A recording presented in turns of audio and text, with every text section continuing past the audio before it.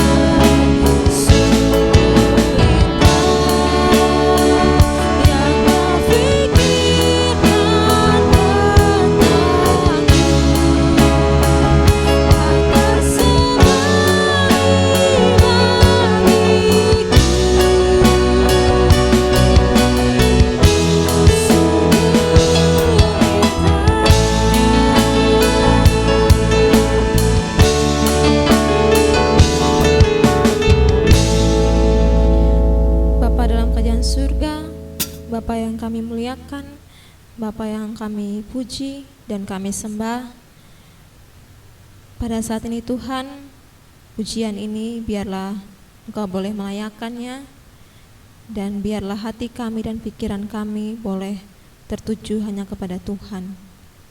Biarlah Allah boleh memberkati dari awal, pertengahan, hingga boleh berakhir dengan baik, agar nama Tuhan dipermuliakan dalam kehidupan kami, teristimewa pada ibadah pagi hari ini. Di dalam nama Tuhan Yesus Kristus kami berdoa. Amin. Firman Tuhan akan disampaikan oleh Bapak Pendeta Nuryuli Agus Halatu, STH. Kita akan mempersiapkan hati kita, pikiran kita, agar ketika kita mendengar firman Tuhan, boleh tertuju hanya kepada Tuhan. Mari kita naikkan pujian Diam di Hadirat-Mu.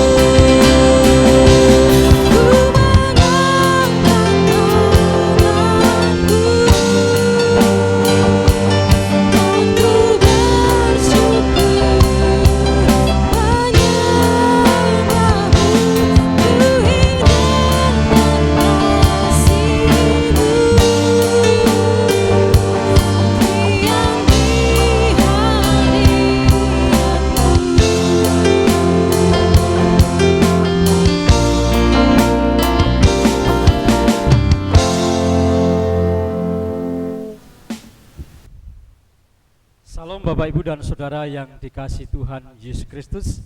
Pada kesempatan pagi ini kita mengucap syukur kita boleh bersama-sama beribadah sekalipun melalui media online ini. Tidak mengurangi sukacita untuk kita berbakti, memuji serta memuliakan nama Tuhan. Dan pada saat ini kita akan bersama-sama merenungkan kebenaran firman Tuhan. Biarlah firman Tuhan ini menjadi berkat bagi kita, supaya kita semua semakin mengerti, memaknai Natal di dalam kehidupan kita semua, supaya kita semakin bertumbuh di dalam iman dan pengharapan kita kepada Tuhan Yesus Kristus. Saya mengajak Bapak, Ibu, dan Saudara semua yang ada di rumah untuk kita bersama-sama mempersiapkan diri dengan berdoa. Mari kita akan bersama-sama berdoa.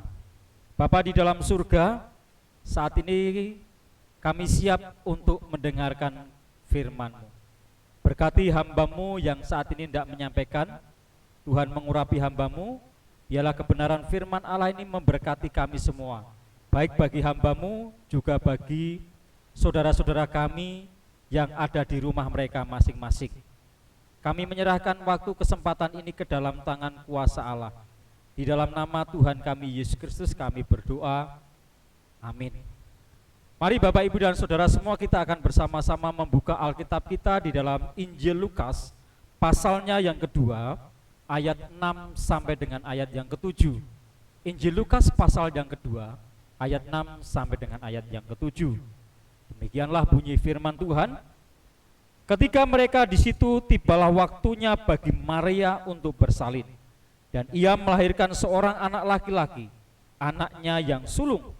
Lalu dibungkusnya dengan lampin dan dibaringkannya di dalam palungan, karena tidak ada tempat bagi mereka di rumah penginapan. Masih dalam suasana Natal, saya mengajak Bapak, Ibu, dan Saudara semua untuk merenungkan kebenaran firman Tuhan ini. Dan pagi ini kita akan merenungkan firman Tuhan dengan judul Jangan Tempatkan Yesus pada Palungan yang Kedua. Bapak, Ibu, dan Saudara yang dikasihi Tuhan, peristiwa yang terpenting di dunia ini yang sangat perlu kita renungkan adalah ketika Yesus dilahirkan.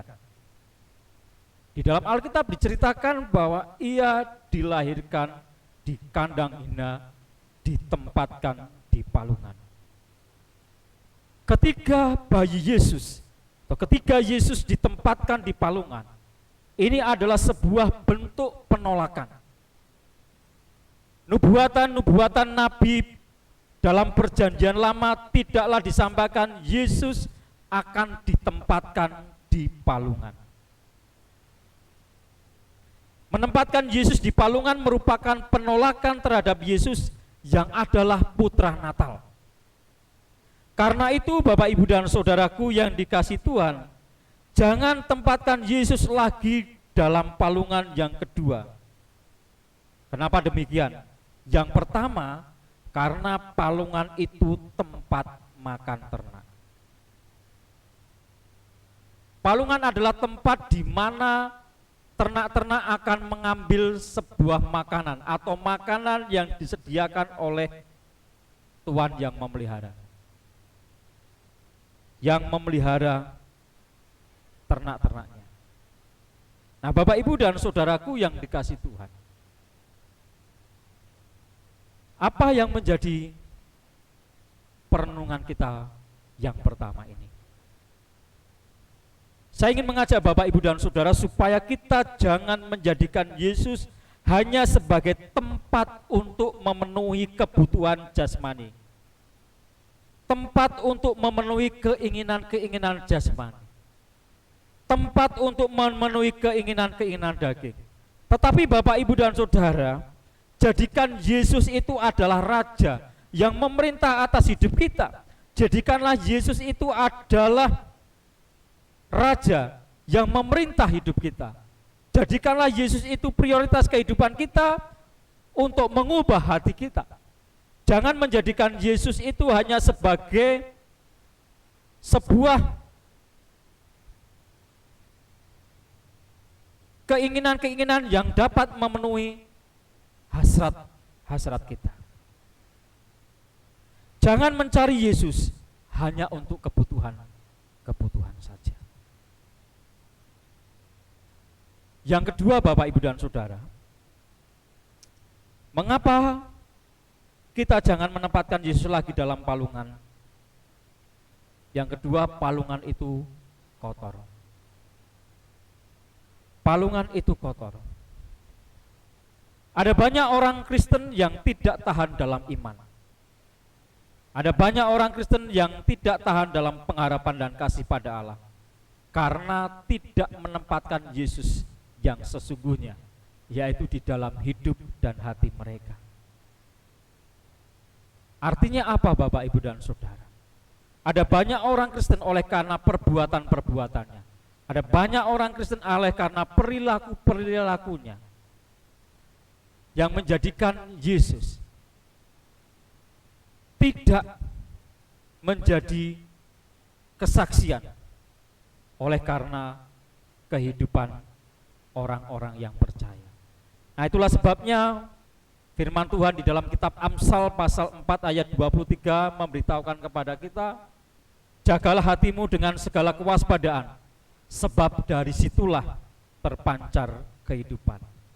Nah, Bapak, Ibu, dan Saudara yang dikasihi Tuhan, jika Kristus ada di dalam hati, maka terang Natal akan bersinar dari dalam kehidupan kita. Jadi, jadikanlah Yesus itu terang yang sesungguhnya, yang menyinari kehidupan umat manusia melalui kehidupan kita. Jangan jadikan Yesus tempat palungan yang kotor oleh karena kesaksian-kesaksian hidup kita yang tidak benar. Untuk apa kelahiran Yesus dirayakan di seluruh tempat di dunia kalau Yesus tidak lahir di dalam hati kita masing-masing? Jikalau Yesus lahir di hati, perubahan itu pasti akan terjadi. Nah, Bapak, Ibu, dan Saudaraku yang dikasihi Tuhan, ialah melalui renungan firman Tuhan pagi ini mengingatkan kita kembali supaya kita semua di momen yang sungguh istimewa ini, dalam Natal ini, supaya kita sungguh-sungguh menempatkan Yesus dengan benar, yaitu Raja yang memerintah atas hidup kita. Yang kedua, supaya kita menjadi kesaksian melalui kehidupan kita, sehingga terang Natal itu akan bersinar dan tidak menjadi batu sandungan karena kehidupan kita. Selamat pagi, Tuhan Yesus memberkati. Mari kita bersama-sama berdoa. Terima kasih Tuhan atas kebenaran firman-Mu pada pagi hari. Engkau mengingatkan kami kembali supaya kami di Natal ini, kami sungguh-sungguh menempatkan Yesus menjadi Raja di dalam kehidupan kami. Yesus yang memerintah atas hidup kami,